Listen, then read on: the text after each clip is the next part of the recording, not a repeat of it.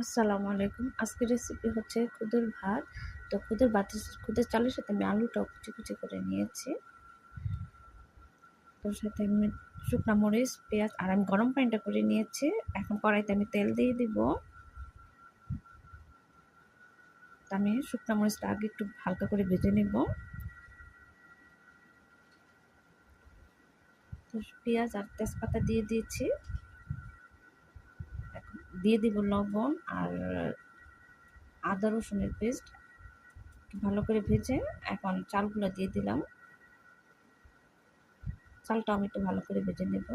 পোলাও যেভাবে রান্না করে ঠিক খুদের ভাতটাও সেভাবে রান্না করবো আমি। এখন মাপ মতো পানি দিয়ে এখন ঢেকে দিয়েছি, বলক আসা পর্যন্ত। আমার খুদের ভাতটা হয়ে গেছে প্রায়। তো এখন আমি দিয়ে দিব বিলাতি ধনেপাতা,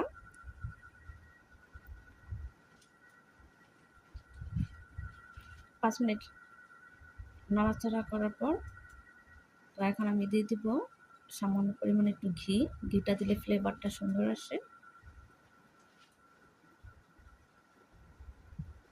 আমার খুদের ভাতটা হয়ে গেছে, আর সাথে 4 ধরনের ভর্তা। ভালো লাগলে অবশ্যই লাইক কমেন্ট শেয়ার করে দেবেন। আল্লাহ হাফেজ।